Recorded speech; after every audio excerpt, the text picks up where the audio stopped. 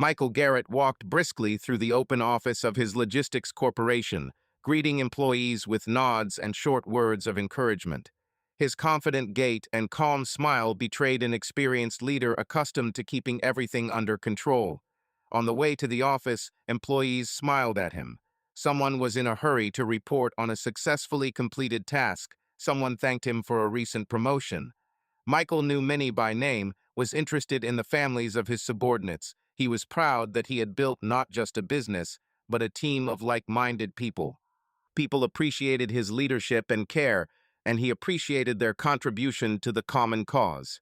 His company, Garrett Logistics, had offices in several states and managed hundreds of trucks and warehouses. Michael had started it from scratch 10 years ago and built it into one of the market leaders. This morning, he had already managed to hold an operational meeting and resolve a problem with a delayed important delivery, an issue that for others could have become a stressful day. Michael resolved in one call. Without fuss, he called a partner in a warehouse in Georgia, clarified the details, and ensured that the truck with the stuck equipment left ahead of schedule. Colleagues looked on with respect as the boss quickly resolved the situation, another demonstration of his leadership qualities. Michael's office, located on the top floor of the glass headquarters building, was neat and minimalist. There was nothing superfluous on the desk, just a laptop, a couple of neatly folded folders, and a framed family photo.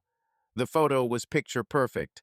Michael, in an elegant suit, hugging his wife Emily, who was smiling from ear to ear, and in front of them stood their two sons, the eldest Justin and the youngest Ben, both happy and dressed up.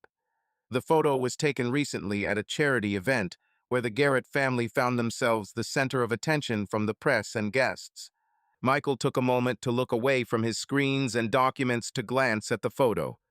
The picture of the happy family was a source of pride for him and a reminder of what he was working so hard for. There was a soft knock on the door, and David, the company's CFO and a longtime associate of Michael's, peered into the office. "Michael, I'm sorry to bother you," he began, holding the door open. "I wanted to check. You're flying out this afternoon, right? We have everything ready for your trip." Michael leaned back in his chair and nodded. "Yes, the flight is at 3 o'clock. I want to arrive early so I can rest before the meeting. Did you get the latest figures on Daniel's project?" David walked all the way in, closing the door behind him, and handed over the folder. "Here is an updated investment forecast. It looks promising. The startup has excellent dynamics, and our lawyers have checked all the documents. I think the contract can be signed without any problems." Michael picked up the folder and flipped through a few pages, already knowing most of the contents by heart. Daniel's startup promised to revolutionize logistics with a new digital platform, and Michael planned to invest heavily in exchange for equity and a strategic partnership. The deal was a win-win for both parties. Michael also liked Daniel Cousins himself, young, energetic, with a sparkle in his eyes and a ton of ideas. In his early 30s, Daniel had already attracted attention in the industry, and Michael saw a little bit of his younger self in him. "Great," Michael concluded, closing the folder. "I'll meet Daniel tomorrow morning in San Francisco. Hopefully, by this evening, we'll have all the details ironed out and be able to announce the partnership." David smiled knowingly. "I'm sure it will be so. Is there anything else you need before departure?" "I don't think so. You're in charge while I'm gone." Michael gave David a friendly pat on the shoulder as he stood up from the table. "But I'm always available if there's anything urgent." The financial director nodded and headed towards the exit. "Don't worry, everything will be fine. Have a nice flight and good luck with the negotiations." Left alone, Michael quickly checked his email and calendar. A reminder blinked in the corner of the screen. 12 o'clock, call Emily. He had set the reminder himself so he would not forget to call his wife before his flight. Despite being overwhelmed with work, Michael always tried to make time for his family, even if it was just a few minutes on the phone. He dialed Emily's number, leaning back in his chair. His wife answered almost immediately. "Hi, darling. Are you leaving for the airport already?"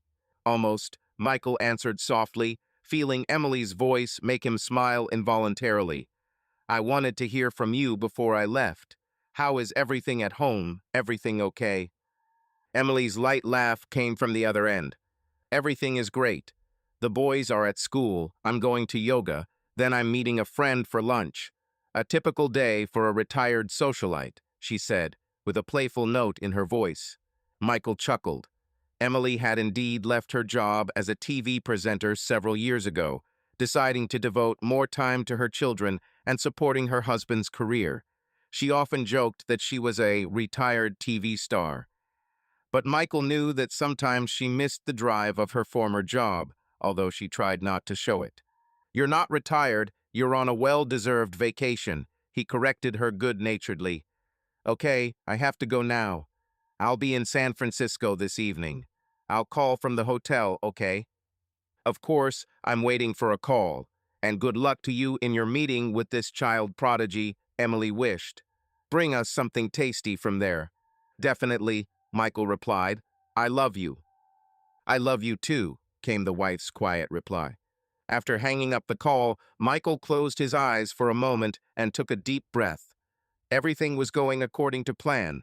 Business was growing, everything was fine at home, and there was a new promising deal ahead. He felt confident.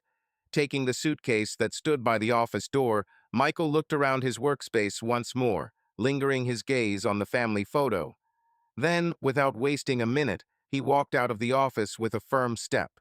A confident leader, he set off on his way, confident that he had the situation under control. A week before the business trip, Michael and his family attended an annual charity reception hosted by one of his business partners. It was a lavish evening in a large ballroom of a hotel in the city center.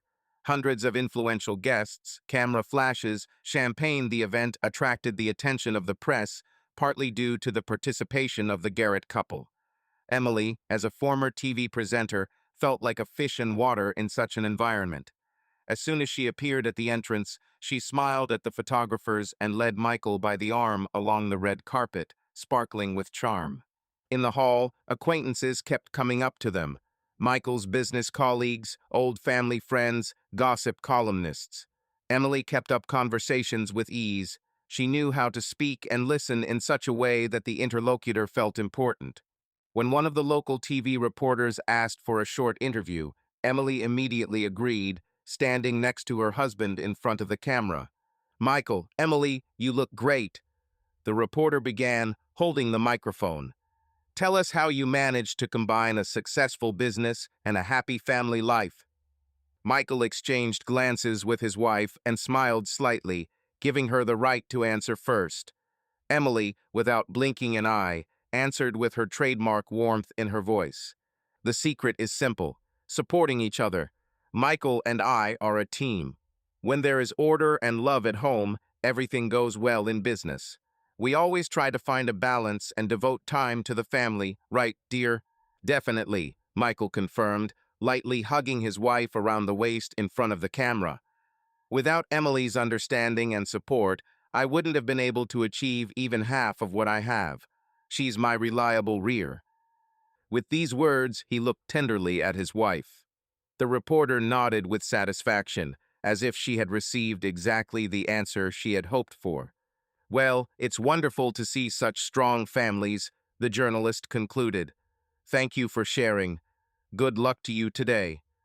When the interview ended, Emily laughed softly and shook her head playfully. "Reliable rear. You're something, Michael. But how it sounds for the press." Michael smiled back and shrugged his shoulders. "What? It's true. You always help me, even just by being there." He kissed his wife on the cheek. Other guests milled around them, nodding to the Garretts. Many recognized Emily. Her years on television had made her a familiar face. A couple of former journalist colleagues came over to chat, asking if she was planning a return to the screen. "I'm not thinking about it yet," she answered with a polite smile every time. "Right now, the most important thing for me is my family and my husband's new projects. I'm happy to be part of his success behind the scenes." Michael noticed a barely perceptible shadow that flashed in her eyes, but decided that it seemed to him. After all, there was confidence in Emily's voice. Michael watched with pride how easily Emily held herself in public. He himself was not so fond of the social bustle, preferring business meetings without cameras. But for the sake of his wife, and in the interests of the company's reputation, he regularly attended such events. After all, the image of a happy family added points to his image as a reliable partner. And he admitted to himself he liked to see a beautiful, confident wife by his side, whom others admired. Their sons were also present for a while that evening in tuxedos, serious beyond their years. The eldest, Justin, was bored, standing next to his father while adults he barely knew addressed him. The youngest, Ben, fidgeted, although he tried to act brave under the approving gaze of his mother. According to protocol, the children were supposed to appear only for the official part, after which the nanny took them home. Before leaving, the photographers managed to take several pictures of the whole family on stage. It was from there that the very photo in Michael's office was from. It captured the moment when Michael, receiving a charity award, hugged Emily and his sons, and the audience applauded. The world saw the perfect family, a successful businessman, a beautiful TV star wife, and two wonderful children.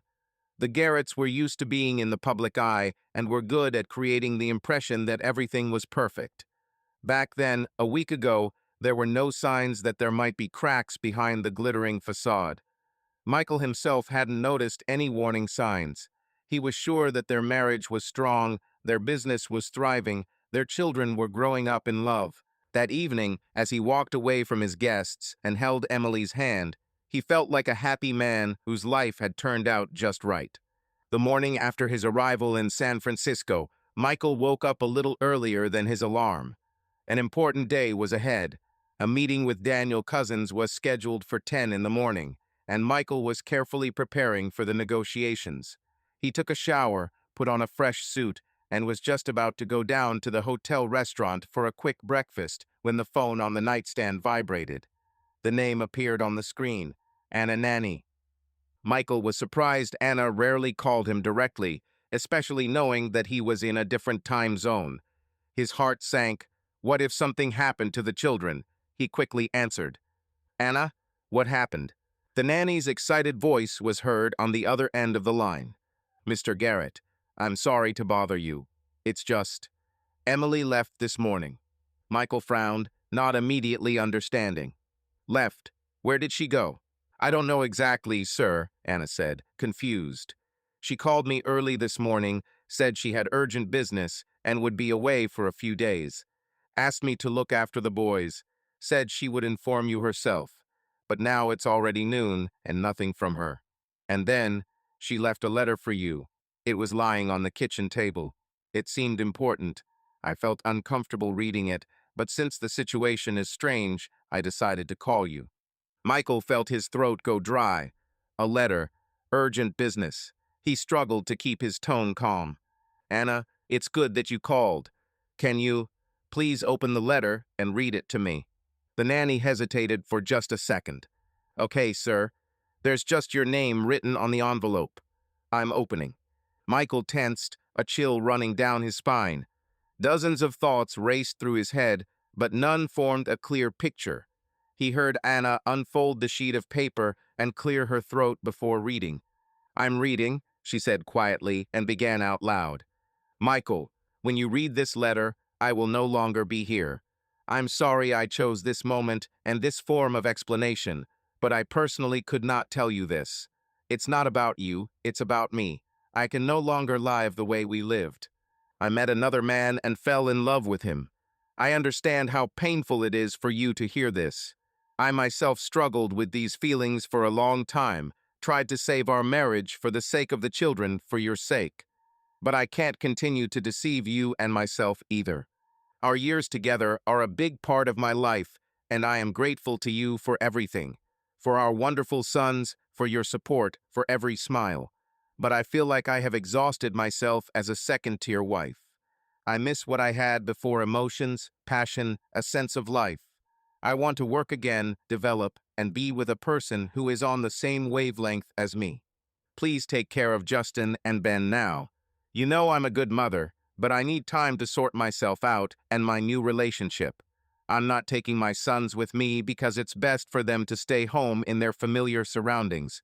I'm not saying goodbye to them forever. I'll be sure to contact them when I'm ready to explain. I hope you'll let me see them. You are a strong man, Michael, a leader. I am sure you can handle this. Forgive me again.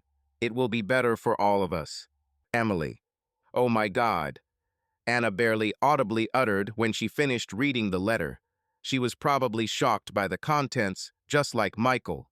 Michael was silent for a few seconds, trying to comprehend what he had heard. His chest was squeezed as if a huge weight had been placed on him. His ears were burning and his temples were pounding. He only realized a few key phrases stuck in his head. Met another, fell in love, I can't live like this. The rest was a blur of white noise. His hand with the phone dropped. He almost dropped the device. Sir, are you there? Anna's voice seemed far away. Michael winced and pressed the phone to his ear. Yes, yes, I. Thank you, Anna, for reading. He himself did not recognize his own voice hoarse, tense. There was a lump in his throat. Some part of his mind refused to believe until the very end that all this was happening in reality. What should I do? Anna asked timidly. The boys will be coming home after school. I didn't tell them anything, only that Mom went away on business. What should I do, Mr. Garrett? Michael ran a trembling hand over his face, collecting his thoughts. Do as she asked. Stay with them. Tell them. Tell them that Mom went on a business trip, if they ask. I'm already on my way back. I'll catch a flight home today. Okay, Anna breathed out with obvious relief. I'll be with the children as long as necessary. Don't worry, I'll take care of them. Thank you, Michael answered automatically. He ended the call and stood for a few moments in the middle of the quiet hotel room, clutching the phone in his hand. His gaze fell on the suitcase by the chair and the neatly hung jacket. Just a few minutes ago, he was thinking about the upcoming deal and the important meeting. Now it all collapsed into the abyss of oblivion. His personal life, his marriage, his family had been blown to pieces in one morning, thousands of kilometers from home. Incredible, incomprehensible. Michael came to his senses abruptly. He had to act. He frantically dialed Emily's number, but as expected, he only heard short beeps. She had turned off her phone. Then he called the reception, found out about the nearest flights back. It turned out that the direct flight home would be only in the evening. Without thinking, Michael booked a seat in first class. There were only a few hours left to wait. Gritting his teeth, he waited for the flight to arrive, each hour an eternity. On the plane, Michael couldn't sit still. He either flipped through the airline magazine in vain, not seeing a word, or looked out the window at the clouds, trying to calm his whirlwind of thoughts. The man sitting next to him, an older man, asked if he needed help. Michael's face must have looked really bad. But Michael just thanked him and turned away, unable to continue the conversation. He remembered the meeting with Daniel only when his gaze fell on the folder of documents lying on the table near the TV. Inside was a draft investment agreement, figures, reports. All of this now seemed alien and unnecessary. Michael grabbed his phone and wrote a short message to Daniel. Sorry, I have to cancel the meeting. Urgent family situation. I'll explain later. His fingers trembled as he typed.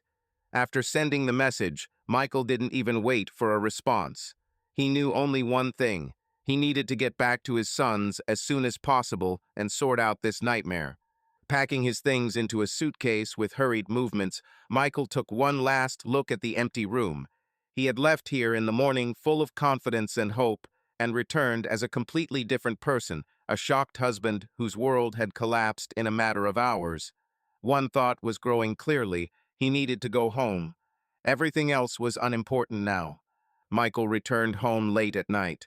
The flight and his worries had exhausted him to the limit. There were shadows under his eyes, fatigue pounded in his temples.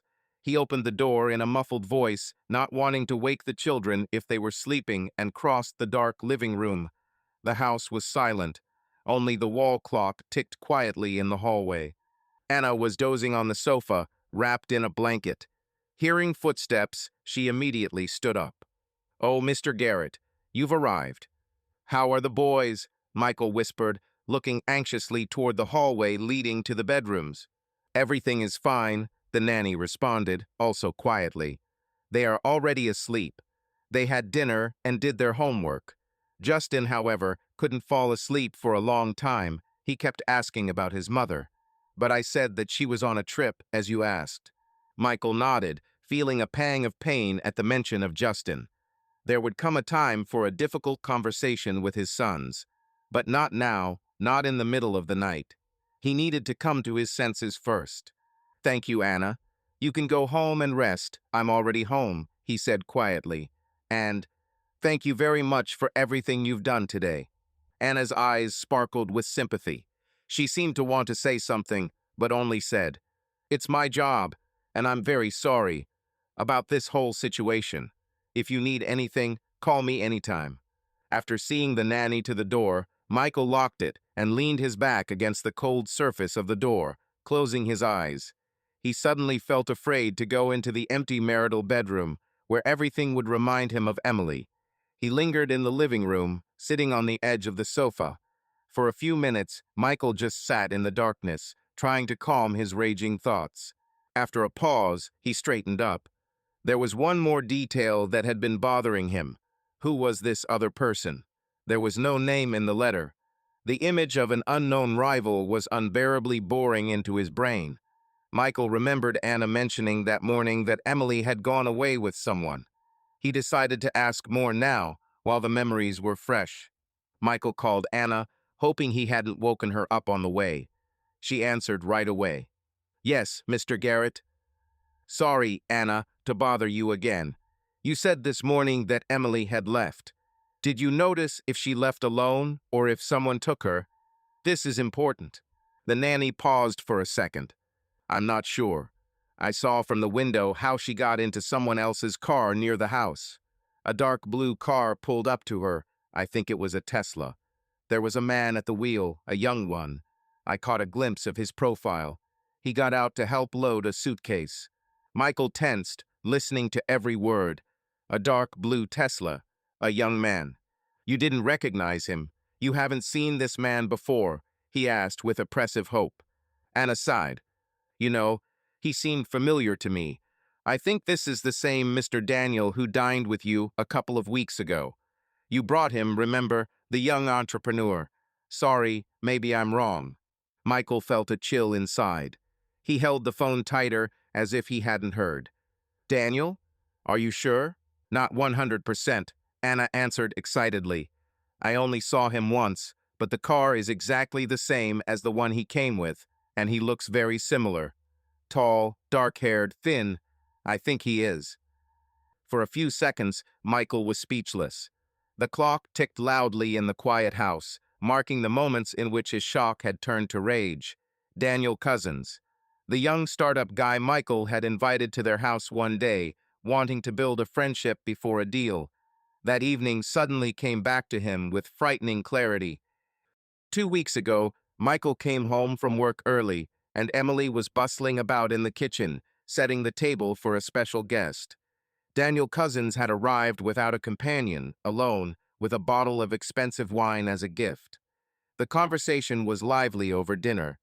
Daniel asked Emily about her most memorable broadcasts, recalled watching her on TV several years ago. Emily laughed and told funny stories from the filming. Michael was proud of his wife then, seeing how she shone in the company of a young guest.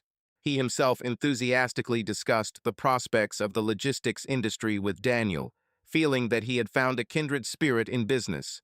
For a moment, he even thought how good it was that these two important people in his life, his wife and potential partner, got along with each other. When Ben spilled juice at the table, Emily got up to go get napkins, and for a second Michael noticed the look with which Daniel followed her. A look that was too appraising, as Michael now realized. But then he didn't pay any attention to it. He wrote it off as the usual interest of a young man in a spectacular woman, especially his partner's wife. That is, taboo. The memory faded, leaving a bitter aftertaste. Michael squeezed his temples with his free hand. How naive he had been. He had brought this upstart into his home, opened the doors for him, and he had seized the moment. Daniel's name pulsed through his mind, adding fuel to the fire of pain and anger. "Thank you, Anna," Michael finally said into the phone. "You've been a great help. Good night." He ended the call. Now it was all clear. The other man was Daniel, the one he was supposed to sign the deal with. The double betrayal took his breath away. Michael stood up, trying to stop his hands from shaking. He paced the dark living room for a few moments. The situation had turned upside down.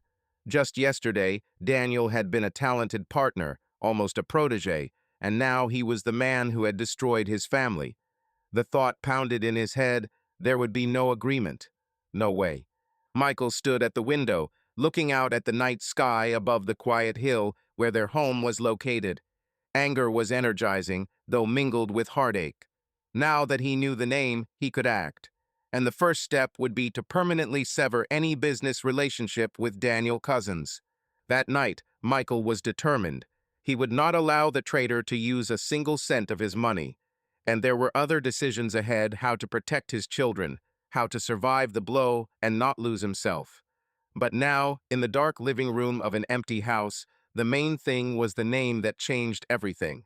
And Michael Garrett was not going to let this betrayal go unpunished. The house woke up quietly in the morning. Michael was up early, having barely slept a wink all night. He took a quick shower, hoping to wash away at least some of the numbness that had settled in, and went down to the kitchen to make breakfast for the children. Usually Emily or the housekeeper did this in the mornings, but today Michael decided to handle it himself. He took out a frying pan and cracked a few eggs for an omelet.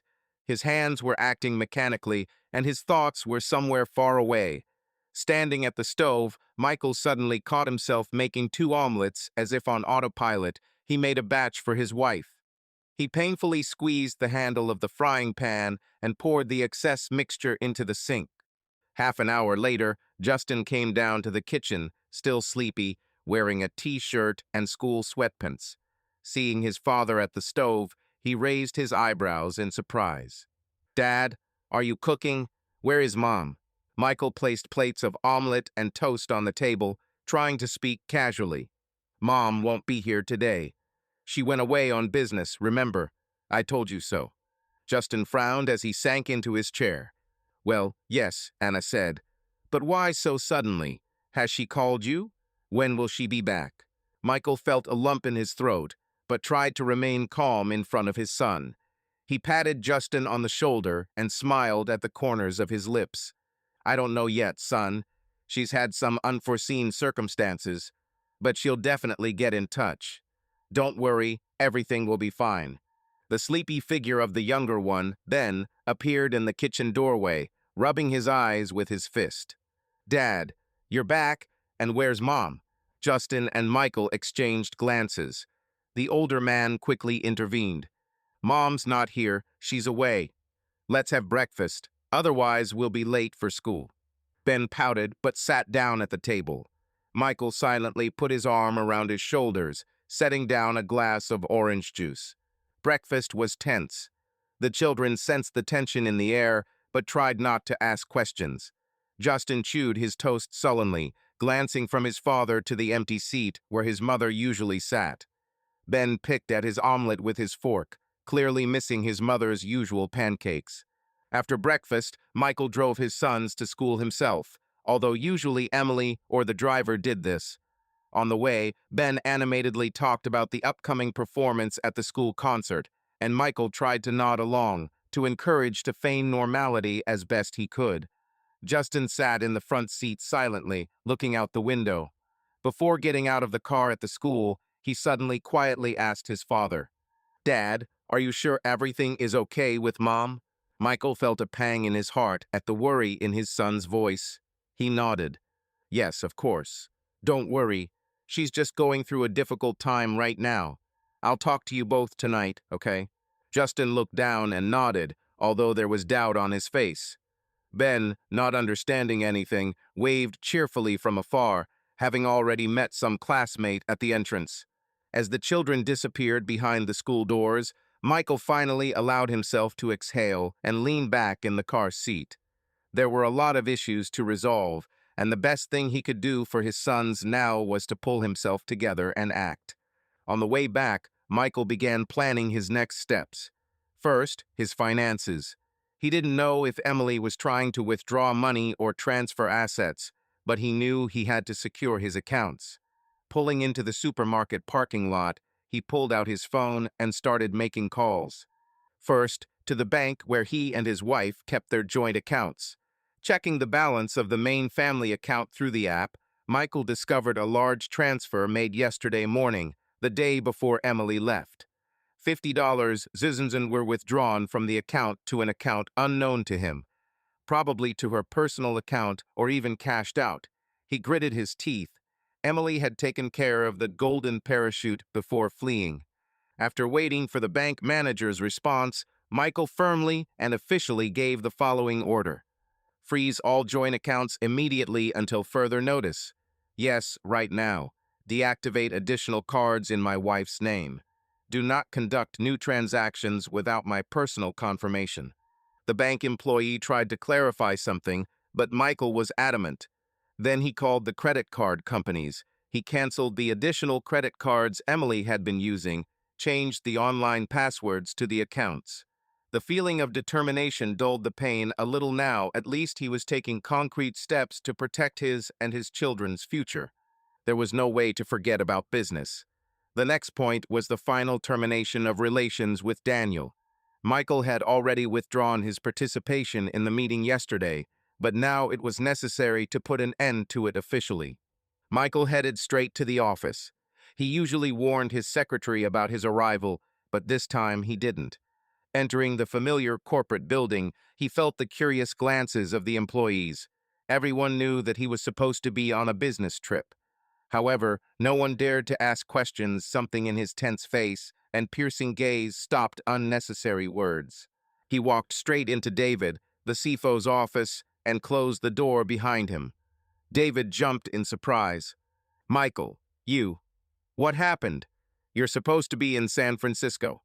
Michael sat down on the chair opposite and, exhaling, said without preamble, There will be no deal, David.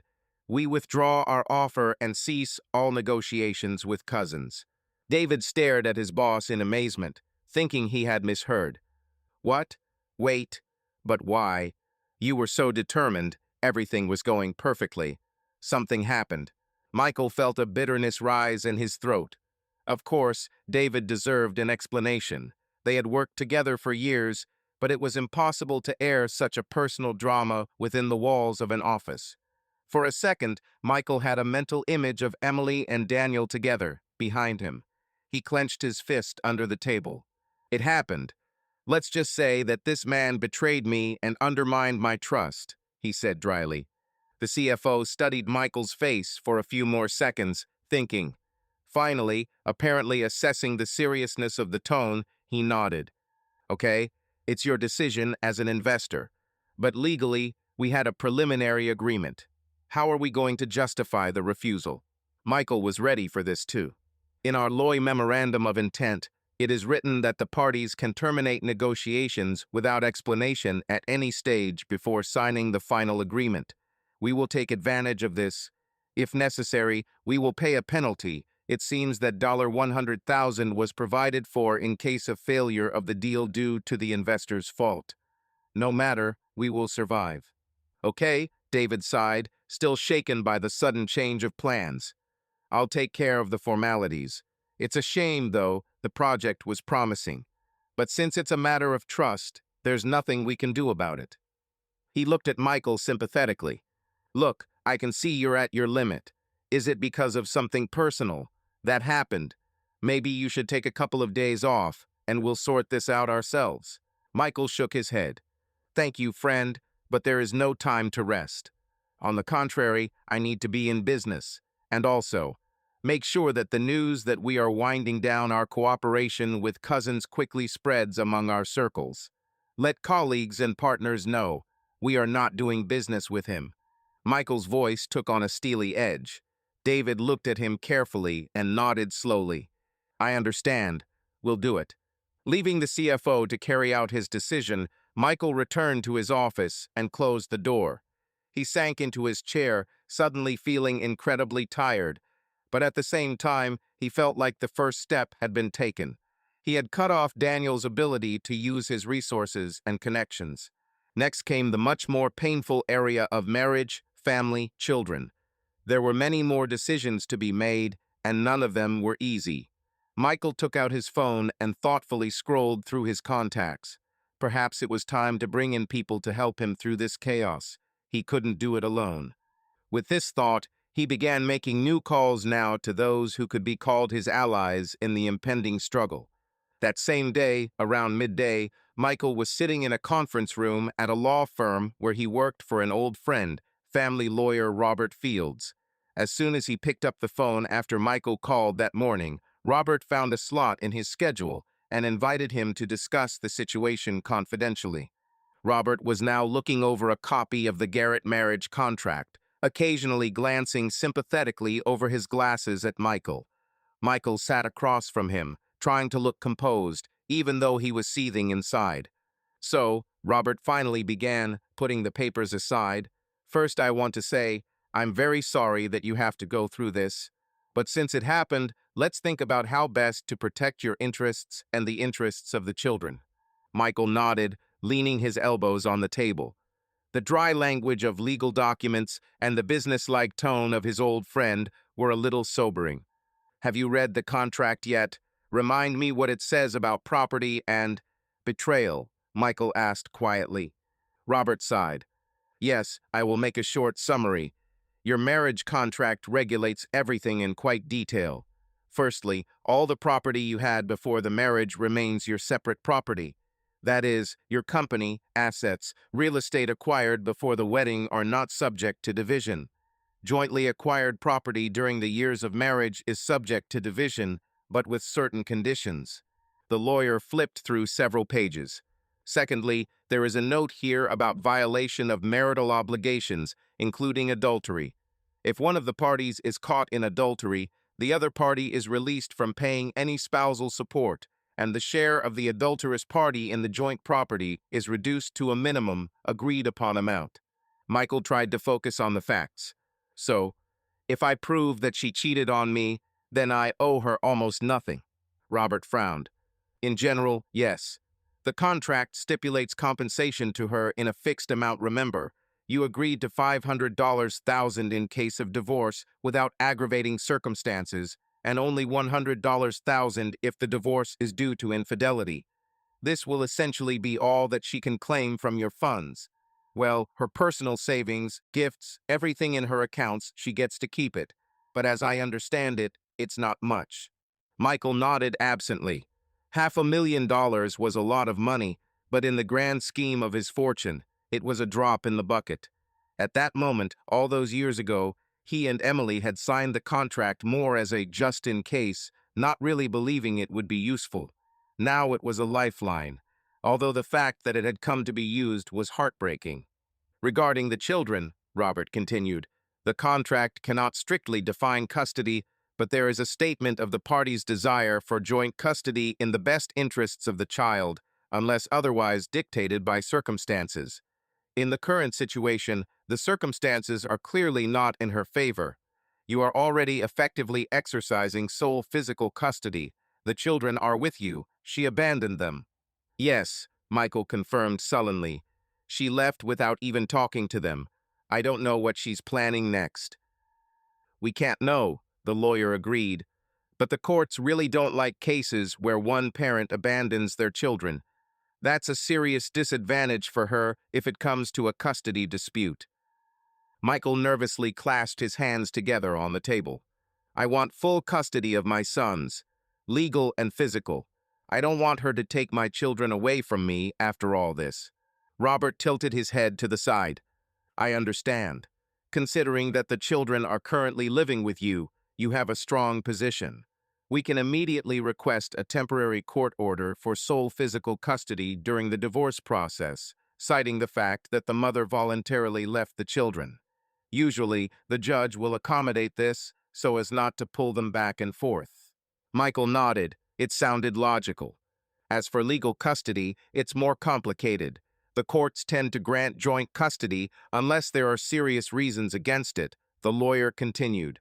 But if we prove that her behavior was against the children's interests, for example, suddenly leaving them for a lover, this may have an impact. We'll see. Robert made a note in his notebook and asked the following question. Tell me, do you have any evidence of her betrayal? Well, besides her letter. A letter is good, but something more objective would be preferable. Michael frowned. The letter, the nanny's testimony, the canceled business trip. There was no direct evidence like photographs or correspondence yet. Aren't her own words enough? He asked, barely concealing his bitterness. Robert threw up his hands. In court, it's better to have the maximum. You see, she can retract her words or say that it's not true, that she was covering up something with the letter. Anything can happen. It's better to be prepared. I would recommend hiring a private detective to document her connection with this. What's his name? Daniel Cousins, Michael said with difficulty, pronouncing the hated name. A young entrepreneur. They're probably together now. The lawyer's eyes widened slightly. The name obviously seemed familiar to him from the business world, but he kept silent about it. Got it. The detective will be able to collect evidence. Photos of them living together, meetings, maybe find out how long this affair has been going on. Everything will come in handy. Okay, hire me, Michael snapped. Money is no problem. Robert nodded and made a note. I will recommend a trusted specialist. And one more thing, we need to decide whether we will immediately file for divorce and a petition for temporary custody. Yes, absolutely, Michael replied. I want to start the process as soon as possible. The sooner we get everything legally formalized, the better. The lawyer leaned back in his chair. Then here's the plan. Today I'll prepare a statement of claim for divorce and determination of custody of the children. We'll state the reason for the divorce officially. Irreconcilable differences is acceptable for speed, but we can also cite infidelity if you want to indicate her guilt. Although in our state it makes no difference for the decision, it can have a moral impact. Point out the betrayal, Michael said firmly. Okay, Robert agreed. We'll also file a motion for the children to stay with you during the trial. I think the judge will grant it. As soon as all the documents are ready, we'll need to serve Emily with a subpoena. Do you know where she is now? Michael shook his head bitterly. I have no idea. Probably with him. Maybe at his house, or they went somewhere. It's okay, we'll find it, the lawyer reassured. Through a detective or ourselves, we can send it to the registered address. In extreme cases, a publication in the newspaper, but I don't think it will come to that. For a few seconds, both were silent. Robert closed the folder with documents and added more softly. Michael, I understand that emotions are running high right now. But hold on. You have a serious advantage on all fronts. The children are with you. The finances are protected by the contract. Her reputation in court is under attack. I will try to conduct the case quickly and with a minimum of noise, as you asked. Michael looked at his old friend with gratitude. Thanks, Rob. I appreciate it. They shook hands. As Michael left the lawyer's office, he felt at least a little more confident. He had a clear plan for his legal fight, and there was a professional standing by, ready to defend his interests. Later that evening, Michael sat in the living room with a bottle of beer in his hand. He rarely drank alcohol, but today he made an exception, hoping it would help relieve the tension. The kids had already gone to bed. Ben quickly succumbed to the fatigue of school, and Justin tossed and turned in his room for a while, but he, too, had quieted down by 10 o'clock. Michael was deep in thought when he heard the doorbell ring. Mark, his old friend, was standing there with 2 cups of hot coffee and a takeout bag from the restaurant. I think you need this more than beer, Mark said without further ado, walking into the living room and handing 1 cup to Michael. He set the other on the table. I heard you were back early. David told me briefly. I came right away. Michael smiled tiredly at the corner of his lips and gestured for his friend to sit down. Thank you. I honestly forgot all about dinner, he admitted, finding that the bag contained a burrito and potatoes. That's what I thought, Mark nodded. How are you holding up? Michael shrugged, looking down. I'm holding on. There's no time to fall over, so many things have piled up at once. The whole world has turned upside down. Mark touched his shoulder sympathetically. Look, it's terrible that she's like this. I never would have thought. You seemed like such a strong couple. I would never have thought it either. Michael smiled bitterly. He told his friend briefly about the events, about the letter, about who her lover turned out to be. Mark listened with his mouth open. That guy, that young brat, yeah, he was history. He was a bastard. There's no other word for it. Mark breathed out when Michael finished. There was a silence, broken only by the ticking of the clock. Mark shook his head. How can I help? Maybe with the boys. My guys are already students. I'm free. I don't know, take them to a match, distract them. Michael looked at his friend with gratitude. Thanks, Mark. I'll think about it. It would probably be nice to keep Justin occupied with something on the weekend. He's going through a hard time in silence. Mark slapped him on the back in a friendly manner. It's decided. I'll take him fishing or to the shooting range where he likes to go. Michael nodded, and the friends were silent for a couple of minutes, each lost in their own thoughts. Finally, Mark asked quietly, "How are you? Not in terms of business, but, well, as a human being?" Michael's throat tightened. He saw no point in keeping up his mask in front of his friend. He turned away, pinching the bridge of his nose with his fingers. What? I'm broken, Mark. Just broken. I loved her. And I didn't notice, damn it, anything. I feel like a fool.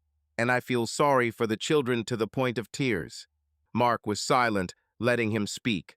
Michael's voice trembled, but he continued. But I can't allow myself to break down now. I have to think about my sons.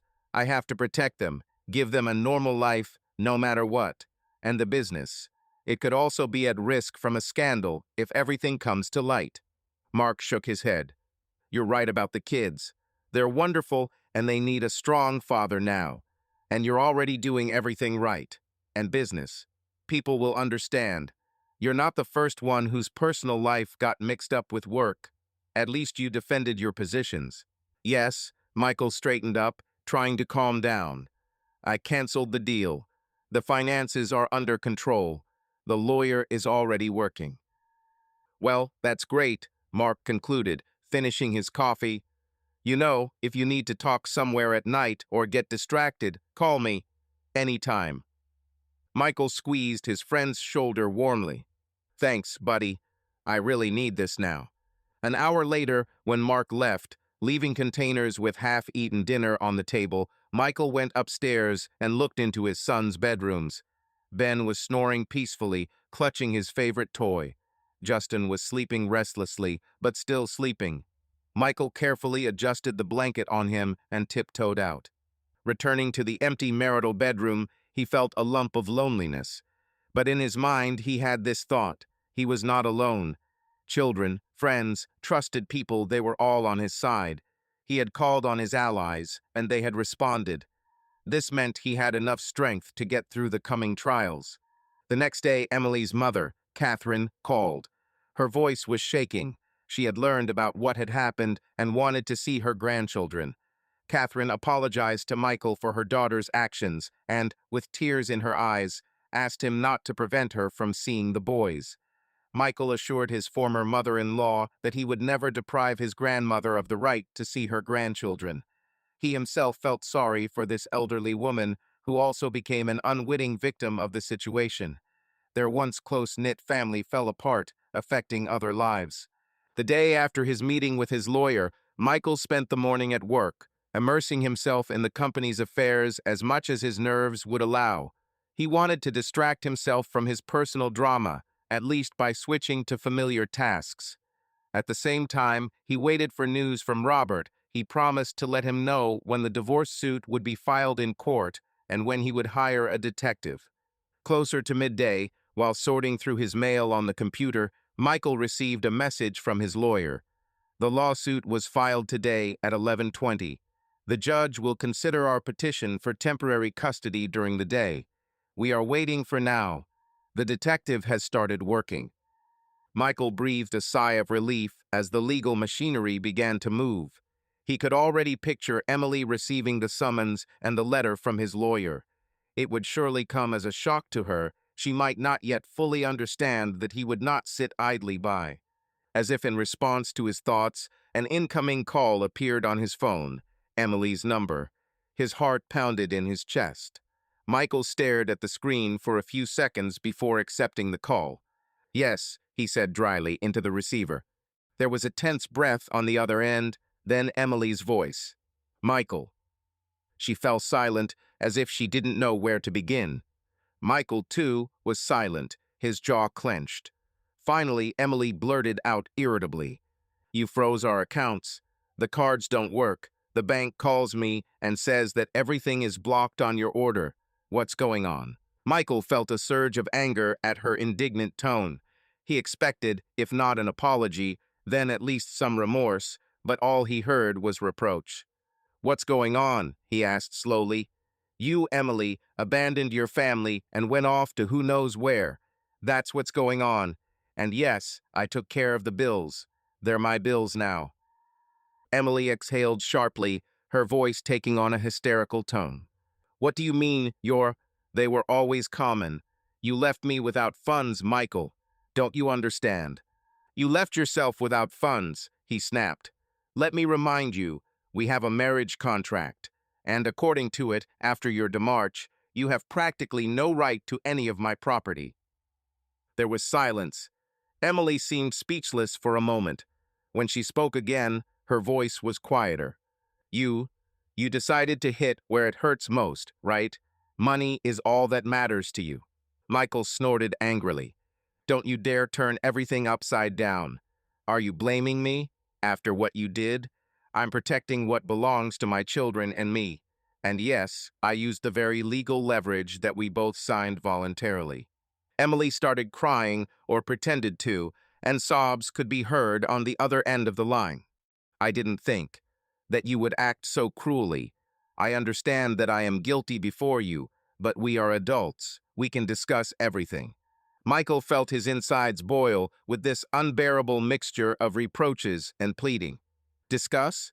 His voice broke into a cold laugh. "You decided to discuss everything when you ran away, leaving me a letter. A very adult act. Now listen to me carefully. I have filed for divorce. Very soon you will receive official papers. All contacts are only through my lawyers." "Michael," she said pleadingly, but he didn't let her get a word in. "You made your choice, Emily. Now live with him. And one more thing, the children stay with me. I filed a petition to make that legal. Don't you dare go near them without my permission. Do you hear me?" "What?" She breathed out in shock. "You can't stop me from seeing my sons. I'm their mother." "Mother?" Michael repeated angrily. "What kind of mother are you if you abandon them for some? However, let's not. I am not forbidding you anything the court will decide when and how. For now, be kind and do not traumatize them with sudden appearances. They do not understand anything anyway." "I want to talk to them," Emily said through tears. "Let me talk, please." "Not now. They're at school, and it's not the time," Michael answered adamantly. "Write me a message. We'll arrange a call in the presence of a psychologist later, if necessary." "You're turning everything into some kind of trial and war," she said bitterly. "Is it really impossible to resolve this peacefully, humanely?" "It's too late," Michael snapped. "You could have acted humanely earlier. Now everything will be according to the law. That suits me." Emily cried on the phone for a few more seconds, trying to say something, but Michael was no longer listening. "Take care of yourself," he said coldly as he pressed the end call button. He leaned back in his chair and covered his face with his hands. His heart was pounding. This conversation had been harder on him than he let on. Hearing his wife's live voice after so many days had brought back all the good times, and that made him even more angry and disappointed. But he didn't regret his tone. Softness would have been perceived as weakness now. The phone lit up again. A message arrived, this time from Robert. "The judge has approved temporary sole custody, effective until a final ruling. Congratulations, round one is ours." Michael smiled bitterly. Round one. Yes, it was like a war, and he had a powerful arsenal of weapons in his hands: the law, contracts, facts. The same legal leverage he had just used in his conversation with Emily. It hurt, but he was not going to back down. Putting down the phone, Michael stood up and walked to the window. From the office floor, he could see the city, bathed in the afternoon sun. Somewhere out there, beyond those blocks, Emily was now alone, without access to her former life of luxury, shaken by his determination. For perhaps the first time in a long time, Michael felt the balance of power tipping in his favor. This legal leverage made it clear to Emily that there was no turning back, and that from now on everything would be on his terms. Michael returned home from the office late that night and felt for the first time how empty their house was without Emily. On Sunday morning, he woke up earlier than usual to the silence. Previously, on weekends, he would be woken by Emily's whispers on the phone or the sound of her hair dryer in the bathroom. She liked to get ready in the morning, even without going out. Now the house was immersed in sleep. Only the light snores of Ben in the next room could be heard outside the door. Michael lay for a few minutes in the wide marital bed, staring at the ceiling. The right side of the bed was untouched, the blanket neatly straightened. He mechanically reached out his hand in that direction, empty, cold. With a heavy sigh, Michael stood up. There were two framed photographs on the dresser by the mirror. One was of him and Emily on their wedding day, smiling, happy, young. The other was of a family portrait with their sons a couple of years ago during summer vacation. Michael picked up the wedding photo. Emily, in her wedding dress, looked at him from the photograph with shining eyes full of love. He remembered that day, how excited he had been, how sure he had been that this would last a lifetime. He remembered Emily walking towards him down the aisle at the ceremony, in a lace dress, beaming with happiness, with tears of joy on her eyelashes. "I promise to love you forever," they whispered their vows to each other as the guests applauded. Michael had never doubted for a moment that decades of happiness lay ahead of them. With a dull groan, Michael put the frame away in the dresser drawer, not wanting to see those images of the past now. He walked barefoot through the house. Emily's blanket still hung over the back of the chair in the living room, a soft blue blanket with a white border, her favorite blanket for cozy evenings. Her fashion magazine lay on the coffee table, open in the middle. Michael remembered how she had read it last week, discussing new trends with him, and he had joked that he knew nothing about dresses. Now all these little things gaped with the absence of the owner. The kitchen was also full of reminders of her. On the windowsill were pots of her favorite basil and mint, which she grew for fresh spices. In the refrigerator was a jar of almond milk, which only she drank, and a container with half a pie she had baked a few days ago. Michael opened the lid. The pie was dry, but it still smelled homemade. He closed the container and put it away out of sight.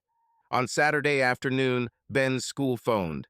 Ben's teacher reminded him about the parent-teacher conference that had been sent out a week earlier. The letter had remained unread in the group email inbox, something Emily had always done.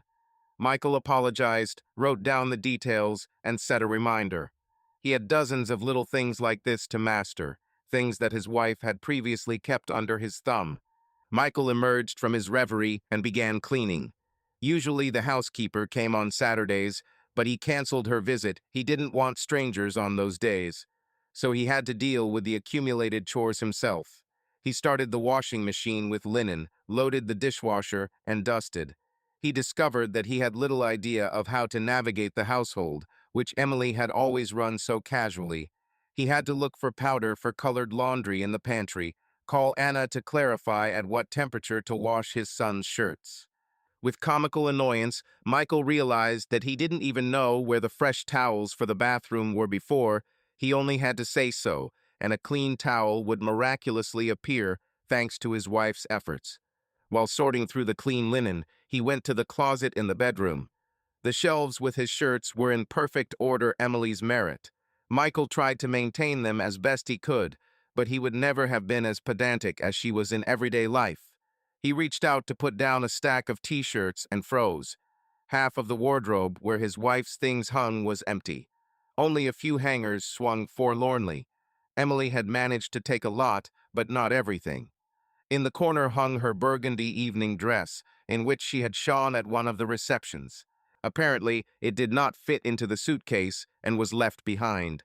Michael touched the soft fabric for a second, ran his fingers over the cool silk. His heart sank. He imagined how she had hastily packed things in her husband's absence, what she had grabbed and what she had left behind, probably thinking that she would come back later for the rest. "Dad?" Ben's quiet voice made him jump. His youngest son stood in the bedroom doorway, rubbing his eyes. "Where's Mom?" Michael dropped his hand from the dress and turned to face his son. "Mom's not here, Ben. You know? She's gone away for a while," he reminded her gently, trying to keep his voice even. The boy nodded sadly and came closer. "Will you fold my baseball uniform yourself?" "Mom always folded it, but I don't know how to do it properly."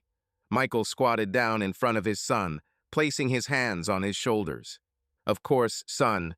Together we'll put it together as it should be. Don't worry, we can handle it." He hugged Ben and held him close. He asked quietly, "Is she definitely coming back?" "Justin says no." Michael felt a lump in his throat. He patted his son on the head. "Don't think about it now, okay? Everything will be fine. You have me, and Justin has me. We're family, you know." Ben nodded, wiping his nose with the sleeve of his pajamas. "And Mom, is she family too?" he asked quietly. Michael didn't immediately find what to answer. "Mom is your family too. She loves you," he finally said. "It's just, sometimes adults do things that are hard to explain. But it's not because of you or Justin, okay?" The boy nodded again, pressing his forehead against his father's shoulder. Michael felt the moisture his son was crying quietly. He picked Ben up, even though he was already quite heavy, and carried him down, soothing him and stroking his back. The rest of the day off was spent in chores. Michael took his sons to clubs, went to the supermarket with them to buy groceries. Previously, Emily always made the shopping list. Now he had to take from memory what was usually in the kitchen. Ben reminded him to take the cereal that his brother liked. Justin silently put yogurts in the cart that his mother usually ate out of habit, or because he missed her. Michael did not know. He said nothing, only sighed heavily. When they returned, the three of them cooked dinner, or rather, Michael tried, and the boys helped as best they could. In the end, instead of Mom's signature lasagna, they just got baked pasta with cheese. Ben honestly declared that Mom's was tastier, which made Justin glare at his brother, and Michael just smiled sadly.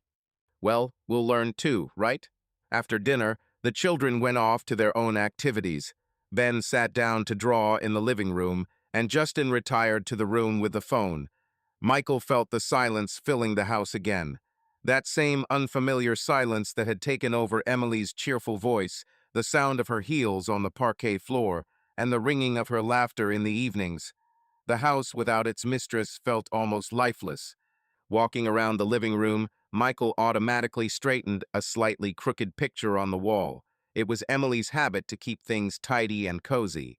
Then he collected the scraps of Ben's hair that were lying on the floor after his haircut. Emily usually trimmed the boys' bangs herself. A thought flashed through his mind. They need to find a hairdresser now. The little things he hadn't thought about before now fell on his shoulders. Later in the evening, Anna, the nanny, arrived to babysit the children. Michael was going to the office for a couple of hours. He felt both relieved and guilty as he handed over the reins of the house to her, as if admitting that he couldn't cope on his own. Anna, as always, understood the situation without further ado. "Don't worry, go ahead," she said softly. "The boys and I will have dinner and watch a movie.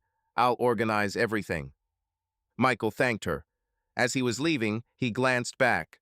Anna was bustling about in the kitchen. Ben was hovering nearby, helping to set the table. The sight of a domestic routine being managed by someone else suddenly stung. But there was no choice, at least temporarily. He needed help. Closing the door, Michael thought that the house might not regain its former warmth for a long time. But he firmly decided it would be better to have peace and even coolness in it than lies and betrayal.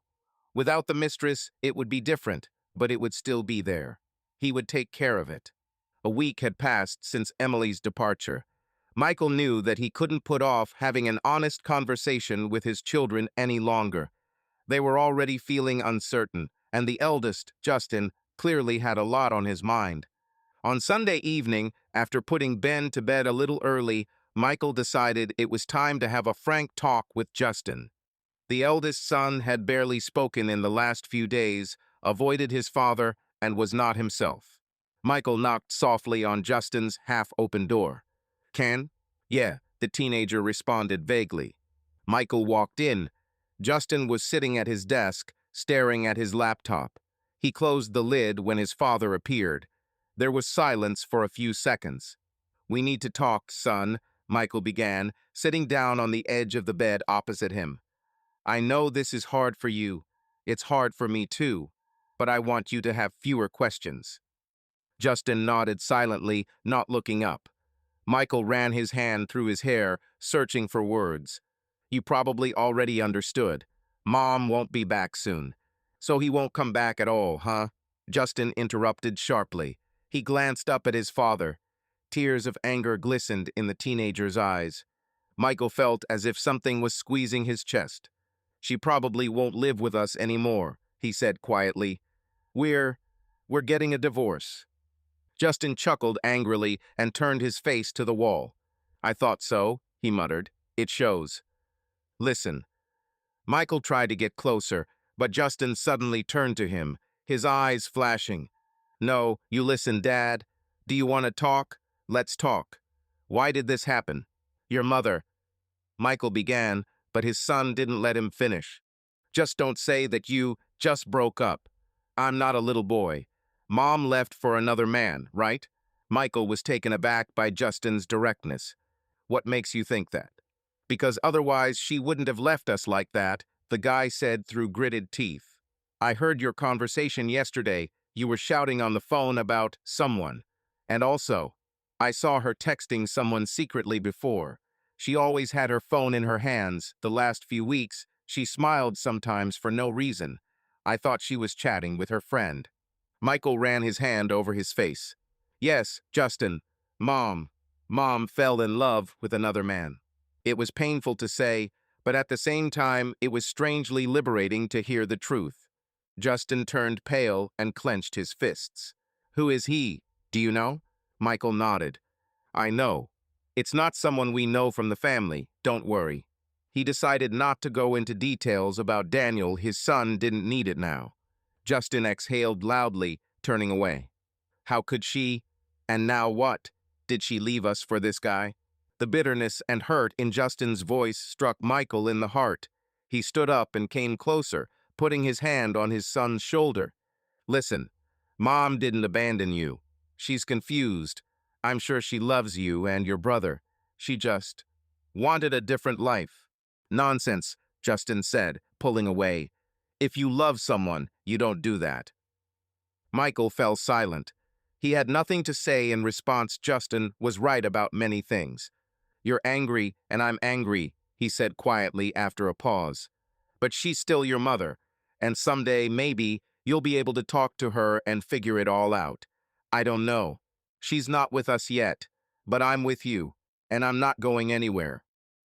Justin looked up at his father. "But you used to disappear a lot," he blurted out unexpectedly. "You were hardly ever home. You were always working. Maybe that's why she left." In the silence that followed, these words hung like a blow. Michael felt as if boiling water had been splashed in his face. He stopped. His throat tightened. Perhaps part of him was afraid of this question. "I guess it's my fault, too." He suddenly remembered one evening a year ago. Emily had set the table for dinner, and he had stayed late at a meeting and arrived late at night. She had bitterly reproached him for not spending any time together, and Michael had simply waved her off, saying that he was doing everything for the sake of his family. How often had he put work before? But what's done is done. Justin looked at him with darkened eyes. Then he asked quietly, "Are you sure you'll get divorced? Maybe we should fight. What if she comes back?" There was a pleading note in his son's voice. Michael came over and hugged Justin tightly, rocking him slightly, just like he had when he was a child. I'm so sorry, son, but it looks like our marriage is beyond saving. I wish things were different, but we have to move on. Justin sniffled and quickly buried his face in his father's shoulder to hide his tears. Michael stroked his back, letting him cry. After a while, Justin exhaled, disconnecting. What will happen to us? Will they separate us? No, what are you saying? Michael assured him quickly. I'll make sure you stay with me. No one will take you away from me. You'll live here, nothing will change, Mom just won't be around.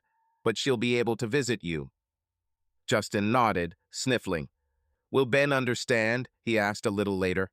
He'll understand in time, Michael replied. You'll help him. You're the older brother. He looks up to you.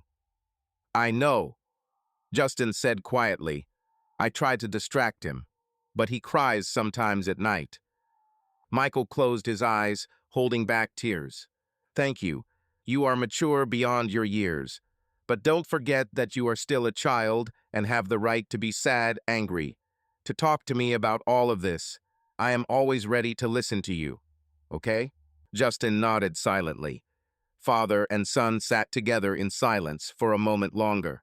As he was leaving, Michael stopped for a moment at the door. And one more thing. Don't blame yourself and don't get worked up. It was Mom's decision that she left. You and your brother had nothing to do with it, and I don't think I fully understand her motives either. But we'll live on. Together. Okay. Okay, Justin said quietly. Good night, Dad. Good night, son. Closing the door behind him, Michael felt empty, but at the same time, as if a heavy burden had been thrown off. The most difficult conversation had taken place. The truth was bitter, but now at least they had shared this bitterness. And in this knowledge, they were no longer alone, but together. Over the past week, news of Michael's company's refusal to cooperate with Daniel Cousins' young startup has spread through business circles. Michael himself has not given official comments, but his corporation's finance department has politely responded to rare inquiries that a strategic decision was made to change the investment focus. Nevertheless, rumors have begun to circulate in a narrow circle of investors. Some have spoken of a disagreement between the parties over the company's valuation, others of a personal conflict. Michael didn't do much of this, the information spread by itself. Perhaps someone in the know hinted to their friends, and they passed it on. In any case, the minimum goal was achieved. Cousins' name no longer seemed impeccable in the eyes of the business community. Several industry blogs even wrote notes about how a promising logistics startup lost a key investor at the final stage of the deal, with a transparent hint that not all was well in the Danish kingdom. Midweek, David came into Michael's office again with a situation report. We received an inquiry from Trans-Pacific Partners. They apparently were considering investing in Cousins' project and want to know why we pulled out. Michael put down the documents he was looking through and narrowed his eyes. Trans-Pacific, those are the ones from Seattle. Yeah, a mid-sized venture fund, David confirmed. Daniel must have rushed over to them as soon as you pulled the money. Michael chuckled coldly. No wonder. What did we tell them? Nothing specific yet. They asked for time. I thought it was up to you to decide what to tell them, David said carefully. Michael thought for a moment. Then he said slowly, please inform us that during the in-depth investigation, discrepancies were found between the declared data and the actual state of affairs, and that, unfortunately, trust in the startup's management was undermined. David nodded understandingly. I see. They will most likely refuse immediately upon hearing about trust. That's what we're counting on, Michael muttered. The financial director hesitated, then, seemingly making up his mind, asked, Michael, aren't you worried about the legal side of these maneuvers? Well, you never know. Cousins might suddenly accuse us of preventing him from attracting investment. Michael shook his head. Firstly, we do not give slanderous comments. We only express our opinion to which we have the right. Secondly, he is unlikely to make this public. He will only harm himself more. I agree, David exhaled and was about to leave, but Michael stopped him. One more thing. How is the winding down of our joint projects with him going? Almost done, the CFO reported, coming back in. Our guys have disabled Cousins' team's access to our RPs. The test pilot at the Oklahoma warehouse has been shut down, and they've moved the equipment out. We've purchased similar software from another vendor, as you ordered, to replace their solution. Excellent, Michael nodded. Make sure there's no trace of them left there. And make sure there's not a single line of their code in our systems. You never know. Maybe there will be some spy surprises.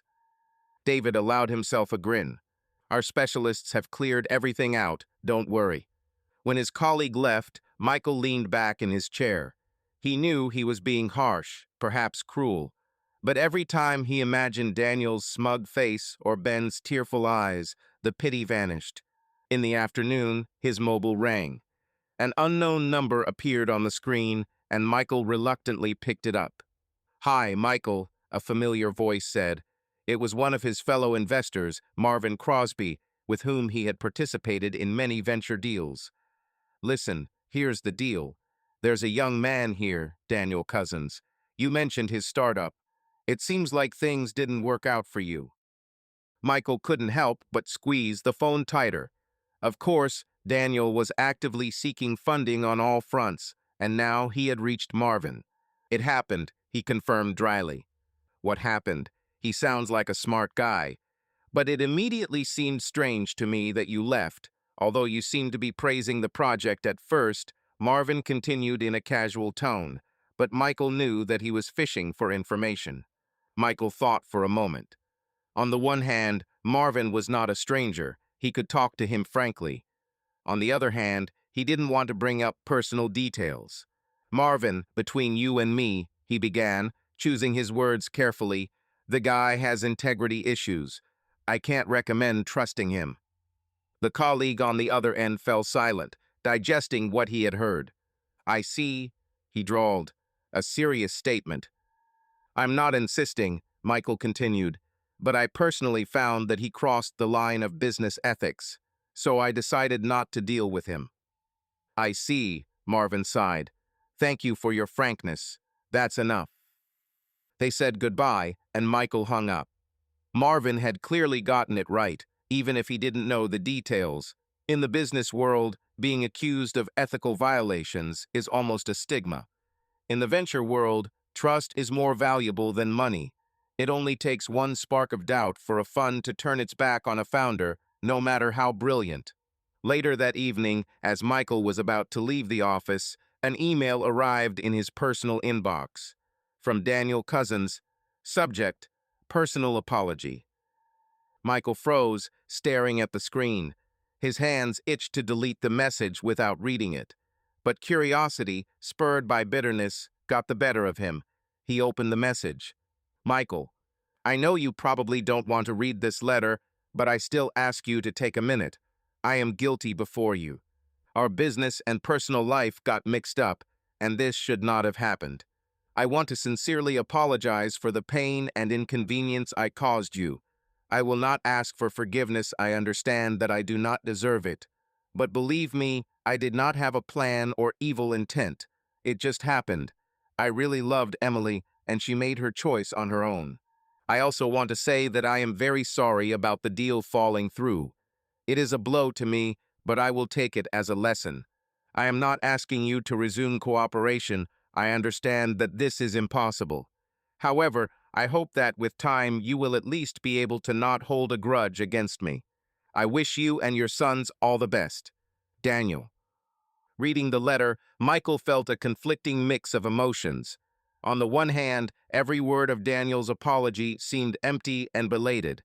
On the other, even these confessions at least showed that the young man understood the scale of what he had done.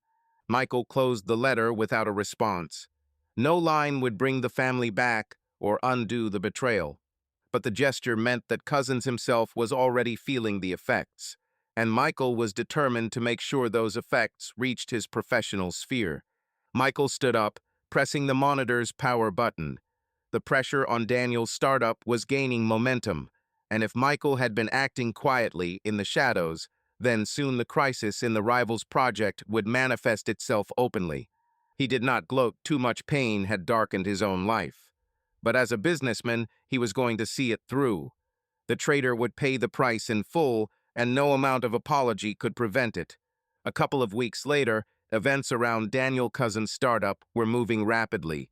Michael followed them from a distance, mainly thanks to David's messages and news in the specialized media. On Monday morning, David brought the latest issue of the business newspaper and placed it on Michael's desk, opening it to the desired page. "Look," he said laconically. Michael looked down at the article under the headline, "A loud startup on the brink. Loganoff closes down without finding investment." He skimmed the article. It explained that Loganoff, that was the name of Daniel's project, had failed to raise a funding round and had announced it was ceasing operations. Citing anonymous sources, it reported that the startup had run into trouble after a major investor left, and attempts to find a replacement had failed. Many employees were leaving the company, and the outlook was dim. There were even rumors of internal discord within the founding team. Michael quietly read the passage out loud. According to former employees, the last 2 weeks at Loganoff have been filled with uncertainty. Salaries were delayed, several key engineers quit, and CEO Cousins himself stopped showing up at the office. Observers say the abrupt collapse is surprising given the company's early success. However, there is talk in the venture community that the founder may have had a falling out with one of his investors, leading to a loss of trust and support. Michael put the newspaper down. David, who had been watching him, asked cautiously, "What do you say?" Garrett rubbed his chin thoughtfully. "I will say that it was expected. He built everything on one foundation, our support. As soon as it was gone, the structure fell apart." The financial director nodded. "Yes, I heard they tried to pull off a couple more deals, but no fund dared to enter. Reputation is a delicate matter." "And you can lose it quickly," Michael finished for him. "Well, that's an object lesson." When David left, leaving the paper behind, Michael sat silently for a moment. Did he feel satisfaction? More like a grim relief. The goal had been achieved. Daniel's project had been effectively destroyed without a single shot of direct confrontation. Later that day, while checking his email, Michael noticed a notification from LinkedIn. Daniel Cousins had updated his status. When he opened the page, he saw a short post from Daniel himself. "Today, with a heavy heart, I have decided to suspend Loganoff's operations. It has been an incredible 3 years, full of ups and invaluable lessons. Thank you to everyone who believed in us and worked with us. I am determined to move on, rethink the experience, and come back with new ideas. I remain open to opportunities and collaborations." There were already condolences from fellow entrepreneurs under the post. Some praised his courage, others offered help. Michael closed the page, feeling a strange sensation. On the one hand, seeing his rival defeated felt like justice had been served. On the other, he knew that ruining Daniel's career wouldn't give him his old life back. It was just part of the payback. That evening, when Michael returned home, he lingered briefly in the car, checking the news on his phone. One of the articles on a business portal openly linked the collapse of Loganoff to a personal conflict. Sources say the reason for the withdrawal of investments was not financial indicators, but personal circumstances. There are rumors of discord between the startup's founder and the investor. If so, the Loganoff story is a warning to everyone about how personal mistakes can bury a promising business. Michael chuckled dryly. Yes, personal mistakes. Everyone has their own. He turned off the screen and got out of the car. At home, a joyful Ben met him with a drawing in his hands, and in the kitchen, Anna was bustling about, preparing dinner for the boys. Ordinary life went on. That night, after the children were put to bed, Michael allowed himself to sit for a while in the quiet of the living room. Daniel's project had finally failed. It was the end of another episode in this difficult story, and although it did not make his soul feel any better, Michael knew he had done what he had to do. He had protected his own, punished betrayal, at least in the business sphere. The main battle was still ahead for the future of his family and children, and he was ready for it too. Even before the trial, the parties tried to settle the dispute peacefully. At a meeting with a family mediator, Emily initially asked for at least joint physical custody, promising that she would spend as much time with the children as Michael did. In response, Michael firmly refused. The likelihood of instability was too great. Then Emily's lawyer hinted that their side might not insist on custody if the financial conditions for Mrs. Garrett were improved. But this maneuver did not work either. The prenuptial agreement strictly limited the possibilities, and Michael saw no reason to deviate from it. Negotiations reached an impasse, and it became clear that only a judge would put an end to it. A few months after the deal fell through and Michael filed for divorce, the Garrett's case went to family court. Despite Michael's initial hopes for a quick and uncontested process, certain issues had to be resolved by a judge. Chief among them was custody of the children. In the dark wood courtroom, two groups sat at a long table across from the judge. Michael with Robert Fields on the left, Emily and her attorney, Joanna Miller, on the right. Emily looked tired and older, a severe black suit, her hair pulled back into a bun, her eyes lacking the usual sparkle. Michael tried his best not to look in her direction, focusing on the judge's face, a small woman in her 60s with a piercing gaze. The hearing was drawing to a close. Much had already been settled by a preliminary settlement agreement. Thanks to the prenuptial agreement, disputes over the division of property were practically non-existent. The defendant's side initially tried to challenge the terms of the contract, calling them unfair, but the judge rejected these arguments. The document had been signed by both voluntarily before the marriage. In the end, Emily agreed to the terms of the contract, receiving the agreed amount of $100,000 and giving up her claims to her husband's company. According to the agreement, she did not receive alimony for her maintenance. The question of guardianship remained. "Your Honor," Emily's attorney was saying at this point, "my client admits her mistakes and regrets the way she left her family. But she is a loving mother and wants to be involved in her sons' lives. We insist on joint legal custody and a generous visitation schedule. The children are attached to their mother, and it is against their interests to deprive them of contact with her." Joanna Miller spoke confidently, but Michael noticed how Emily lowered her head, as if avoiding the judge's gaze. It was Robert's turn. He stood up, slightly adjusting his glasses. "Your Honor, our client's position is that the factual circumstances show that Mrs. Garrett left the children in the care of their father for an extended period of time by moving to another state without their consent. The children have been with their father continuously for the past 6 months and are stable in his care." The judge nodded, making notes. Robert continued. "In addition, the materials we have presented indicate that Mrs. Garrett voluntarily neglected her parental responsibilities." He pointed to the thick folder in front of him, which contained photos and the detective's reports. Emily had spent most of her time living with her new partner in California, and the children had only seen her a couple of times during that period via video link.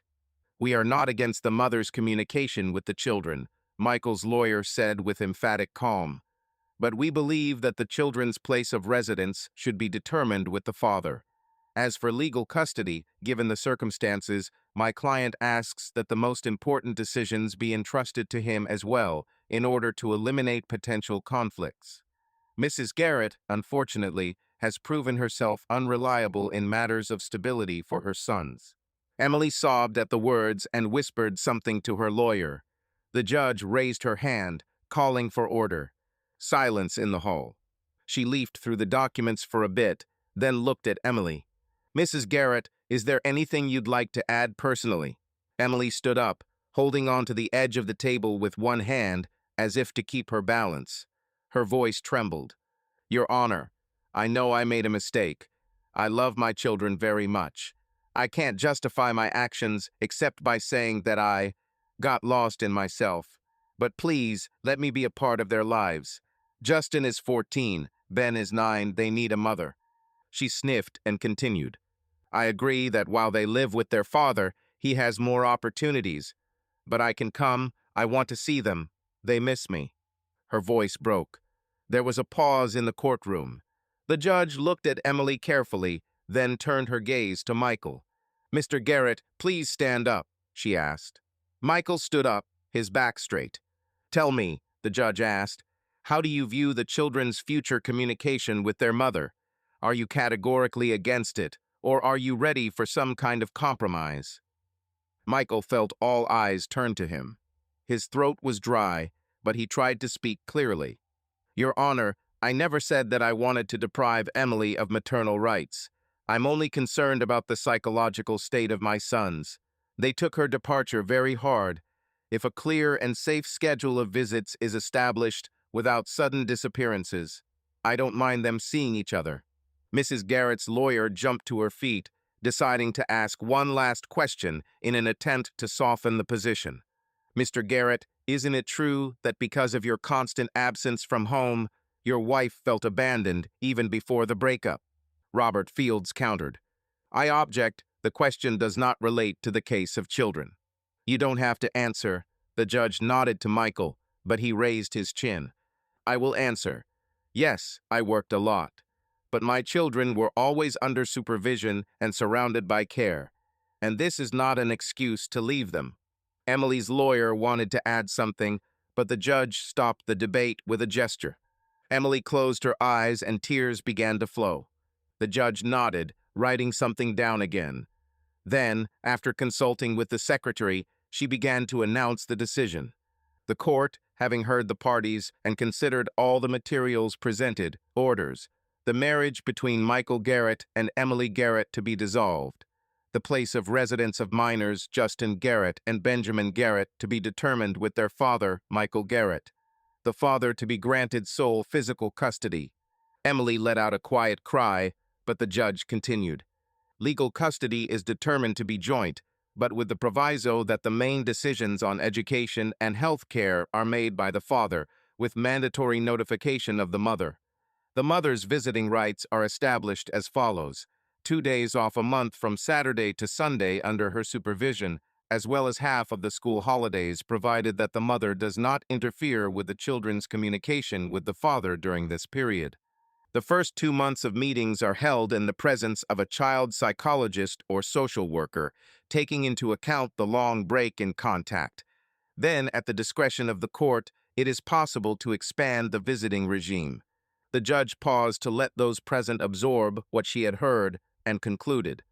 Financial conditions according to the marriage contract of the parties are approved by the court. Child support from Mrs. Garrett is not assigned due to the high income of the father and the existence of agreements. She looked at both spouses. I hope that in the interests of your sons, you can continue to establish relationships and cooperate as parents. The meeting is now adjourned. The sound of the wooden hammer was deafening in the silence of the hall. It was all over. Michael sank into his chair, feeling a strange mixture of relief and emptiness. He had gotten almost everything he wanted. The children were with him. He had control over the decisions. The financial losses were minimal. But it didn't bring him joy. Emily, meanwhile, hugged her lawyer, crying into her shoulder. Joanna Miller stroked her back, whispering something. Robert clapped Michael on the shoulder. We won. You did well. Michael nodded absent-mindedly. Thanks, Rob. Couldn't have done it without you. As he stepped out into the courtroom corridor, he saw Emily standing alone at the window, looking out over the parking lot, where the trees were already golden with autumn. She caught sight of his reflection and turned around. For a few seconds, they simply looked at each other, former spouses who had once been bound by love, and now were separated by a chasm. Thank you for not objecting to my communication with them, Emily said quietly, wiping her eyes with a handkerchief. Michael just nodded. He couldn't find the words. All the bitterness, the hurt, the rage, it had all been spilled out before. Now he felt only tiredness. Take care of them, she added barely audibly. I know you'll be a good father, a better one than I was a mother. Her lips trembled. Michael looked down. We'll try. Not another word. Emily seemed to want to say something else, but she couldn't. She turned away, taking a step away. Michael watched her walk down the hallway toward the exit, a lone figure in black. His heart ached with a painful regret for what had once been and would never be again. But he knew it was the right thing to do. It had to be for the children. All that remains is to survive the consequences, each in their own way. A few more months passed. Life gradually settled into a new routine. Michael and his sons lived their own routine, and Emily saw the children from time to time according to a court-ordered schedule. These meetings were initially tense and formal under the supervision of a family psychologist, but gradually became more natural. Michael was not present during their communication personally on the advice of a specialist. He tried not to interfere with the restoration of the mother's connection with the children. But every time after a weekend spent with his mother, he asked his sons how everything went. The answers were muted. Ben said he missed his mother, but he didn't like her new apartment, small and cold. Justin said his mother kept apologizing to them and crying, even though they asked her not to. Neither boy mentioned Daniel, and Michael guessed why. One day, after another visit, he casually asked Justin if they had seen that man. The son winced and shook his head. No, he's not with her. She said they're not together anymore. Michael's insides twisted at the news, even though he had been prepared for it. Emily and Daniel's fate was sealed the moment their illusions were shattered. Apparently, their romance had failed under the pressure of their problems. Some confirmation came soon. Michael's friend Mark once said, "You know, I saw Emily here last week. I wandered into this cafe, and she works there. I think she's a gym manager or something." Works in a cafe? Michael was surprised. Mark nodded sadly. Yes, a small bistro in the center. She says she decided to start her career anew from scratch. She couldn't return to television. New faces took her place. She probably didn't have enough money, so she got a job. She looked bad. She lost a lot of weight. Michael thanked his friend for the information and thought for a long time. He did not feel joy that Emily was having a hard time now.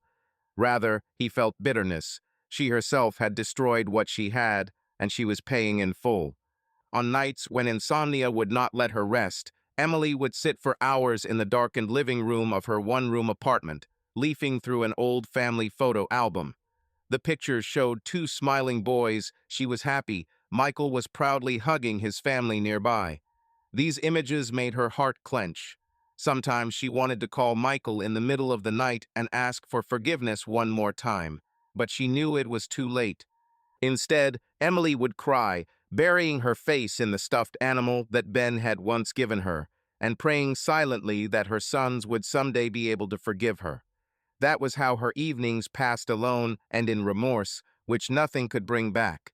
Later that evening, Michael picked up his sons from Emily after another visit.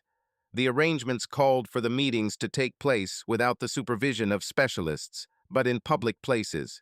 Today, Emily was taking them to the cinema. They agreed to meet on neutral territory at the entrance to the cinema. When Michael pulled up, the children were already waiting on the porch. Emily stood a little behind, wrapped in her coat. It was a windy evening. Michael parked and got out, greeting his sons. "How was the movie?" he asked, trying to smile. "Cool." Ben perked up and started retelling the story. Justin approached the car silently, glancing at his parents. Emily stood there hesitating for a few moments, then moved closer. "Hello, Michael." "Hello," he answered briefly. Neither of them knew what to say. The wind, rustling in the treetops above the parking lot, spoke for them.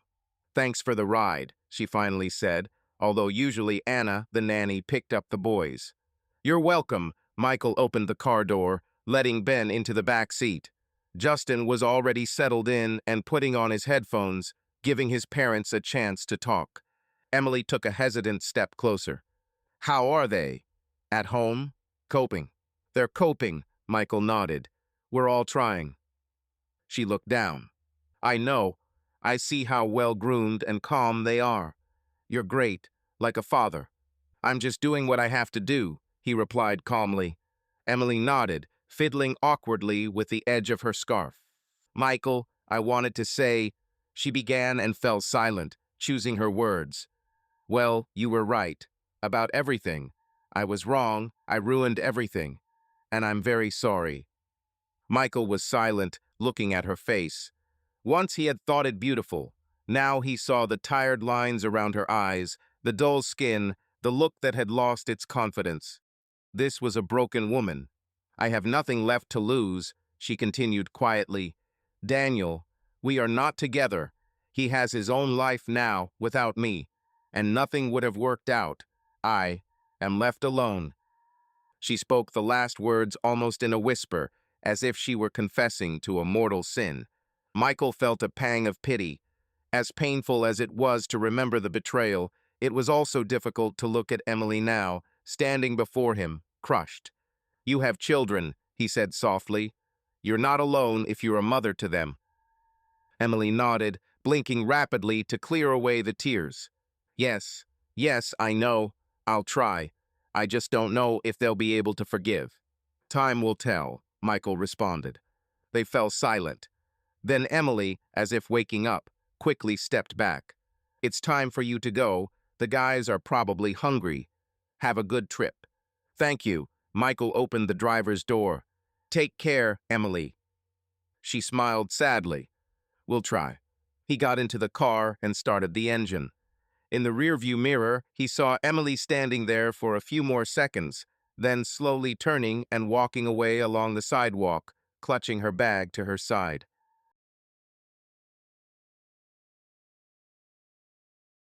Michael started moving. His sons began arguing over what kind of pizza to order for dinner, and he joined in, pushing away his dark thoughts. But he noted to himself, Emily was truly going through a fall. She had lost her family, her status, her love, everything she had. And while part of him was still angry at her, another part of him sympathized. However, he could no longer help her. She had to learn this lesson herself. In late autumn, Michael made a decision that had been brewing in his mind for a long time, to sell the house they had lived in for all these years and move with the children. The house held too many memories, good and painful. Every room was a reminder of his life with Emily, of his son's childhood in a complete family. Michael realized that for a new beginning, they all needed a new home. The children were initially wary of the news. Ben was worried about losing his childhood room with its superhero posters on the walls. Justin was silent, but it was clear that the thought of leaving his familiar walls was troubling him too. Michael held a family meeting in the kitchen, which was almost empty. Some of the things were packed in boxes.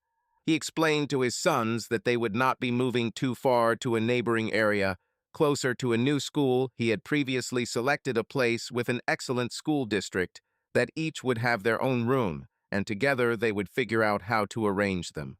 This house is old and needs a lot of repairs, Michael said half-jokingly, pouring tea into cups. The new one will be better, and it's better to start a new life in a new place. Ben asked seriously. Is it because Mom is not there? Michael exchanged a glance with Justin and answered honestly, including Son. It will be easier for all of us if there are not so many reminders around. But the most important thing is that we need a new house so that everyone will be more comfortable.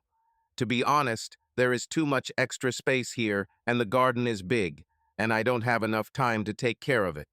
Justin unexpectedly supported his father.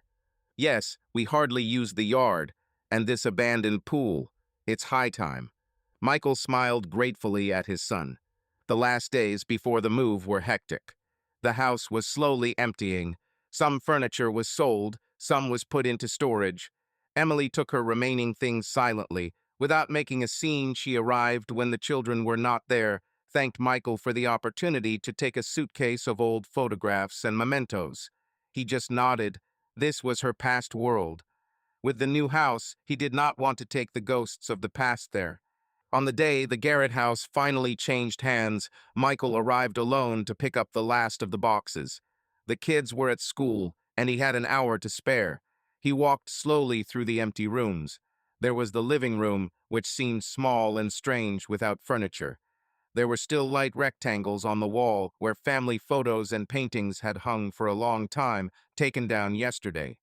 In the corner, a thin mark he and Emily had once marked Justin's height, making pencil marks on the wall. Michael ran his finger over the spot, feeling a lump in his throat. The kitchen. How many breakfasts, dinners, holidays she had seen. He remembered the image of Emily bustling about the stove, her laughter when they baked Christmas cookies together and got all floury. Michael closed his eyes and seemed to hear an echo of that laughter. He shook his head, shaking off the image, and stepped further. The bedroom. An empty bed frame with no mattress, bare walls. This was where his world had collapsed the day he returned from a business trip and saw emptiness. Michael walked to the window that overlooked the driveway gate. How many times had he looked out from here, waiting for his wife to return or watching the boys kick a ball around the yard? He raised his hand and touched the ring finger of his left hand. There was no longer a wedding ring there. He had taken it off the day of the official divorce and put it in a box. The finger was now healed, but a whitish mark still reminded him of it. Michael lowered his hand. It was time to move on. He took a deep breath, memorizing this second. Then he turned and confidently walked out of the bedroom, closing the door behind him. Half an hour later, Michael carried the last box into the trunk of his car. Looking around the house for the last time, no longer his own, but someone else's, he felt both sadness and relief. When he got behind the wheel and stepped on the gas, he didn't turn around. In the rearview mirror, the old house soon disappeared around the bend. The point of no return had been passed. From now on, their family would begin a new chapter in a new place. And as hard as it was to leave a part of their life behind, Michael knew it had to be this way. Neither he nor the children will look back at those doors that have closed forever. New Year's morning was sunny and frosty. Joyful commotion reigned in the new home of the Garrett family. Ben and Justin were noisily unwrapping presents under the tree, laughing and shouting over each other. Michael watched his sons from his chair with a mug of hot coffee. There was a calm smile on his face. It had been almost a year since they had moved in. The house was cozy, although smaller than before. Michael, with the boys' help, had furnished it to his taste. It was a 2-story cottage on a quiet street, with a small lawn in front and an apple tree in the backyard. Each of the boys now had his own bedroom. Justin had pasted posters of bands on the walls, and Ben had decorated the closets with stickers of comic book characters. The living room was bright and warm, a large family sofa, a soft rug, and joint photos and crafts made by the sons lined up on the mantel. From the first day, Michael tried to make the new home feel like a home with a capital H, where everyone felt comfortable and safe. New photos decorated the walls, no bitter memories, just fresh moments. Here is a picture of the three of them fishing with Mark, laughing, holding a small fish on a fishing rod. Ben caught his first fish himself and beamed with happiness. There, Justin, on the stage of the school theater, where Michael never missed a single performance, correcting the mistakes of the past. Life had settled into its new course. After the divorce, Michael consciously rethought his work schedule. He hired a capable crew to take some of the load off himself, and now he always found time to take his sons to practice or have dinner together. The company's work was stable, even better than before, perhaps because Michael became more focused and calm, knowing that his home was in order. In addition to work, Michael became interested in charity. Together with Mark, they founded a small foundation to support the education of children from single-parent families. He wanted to bring kindness back to the world, to help those who found themselves in difficult situations, and he understood the problems of such families like no one else. "Thank you, Dad," Justin said quietly, unfolding the long-awaited music synthesizer and looking at his father with warmth. In these two words, Michael heard much more gratitude, love, trust. "Happy New Year, son," he replied, and held Justin close for a moment. "Dad, look what Santa brought me," Ben shouted, running up to Michael with a new video game in his hands. "Cool," Michael ruffled his son's hair. "Will we play together?" "Yeah, but you learn first, otherwise I'll beat you right away." The boy laughed and ran back to the tree. Later in the day, guests dropped in. Mark and his wife brought a birthday cake, and Anna, the nanny, ran in to congratulate the boys. The house was filled with cheerful voices, the aromas of spices and pine needles. Michael caught himself thinking that he hadn't felt such calm happiness for a long time. Not euphoria, no, but a quiet confidence that everything was going as it should. Later in the evening, when the guests had left and the children were engrossed in their new gaming console, Michael walked out onto the porch of his house with a mug of tea. The snow lay like a clean carpet on the lawn. The air was crisp in his nose. He looked around his property. A small yard, the neighbors' lights across the street, smoke from the chimney, a truly peaceful picture. Warmth spread through his chest. So much had happened in the last 2 years. It seemed like life had turned him upside down, beat him down, but in the end, put him back on his feet renewed. Michael remembered his old self, an overly confident, maybe cocky leader, convinced that he had everything under control. Then the blow of fate had stunned him, but he had managed not to break. Now he knew the value of trust, the value of family. He didn't become cynical, he just became wiser and more attentive to those he loved. Every morning he took a few minutes to chat with his sons about little things. Every night he looked in on them before they went to bed, even if he was late with work. In recent months, even Mark had hinted, smiling, a couple of times that it was time to take a closer look at new female acquaintances, but Michael only laughed it off. He was in no hurry to let anyone into his life. Perhaps one day he would be ready for new feelings, but for now his heart belonged to his family, his sons, and their well-being. Over dinner, the three of them made plans for the coming summer. Justin suggested a trip to the mountains, and Ben dreamed of an amusement park. Michael listened to his sons' ideas, pleased with how confidently and boldly they fantasized about the future. These conversations around the kitchen table became a tradition. Together they decided where to go on the weekend, what new things to try. Michael realized that he had learned to appreciate every such moment of unity. Before turning back to the boys, he paused for a moment, glancing at the wall in the hallway. There was a new family photo hanging there. He, Justin, and Ben had recently gone skiing and taken a picture at the top of a hill, all three of them laughing, windswept, and overflowing with happiness. Michael said quietly to himself, "A new life," and smiled. Yes, it was just beginning, and there was still a lot of good ahead. The main thing was that they were together. They would overcome the rest. "Dad," Justin's voice came from the living room. Michael left his memories and thoughts behind and strode off to where his sons, his present, and his future were waiting. Subscribe to our channel so that your love doesn't cheat on you, and go ahead and listen to the next story, because this story is nothing compared to the next one. If you're under 18, don't even think click to the next one.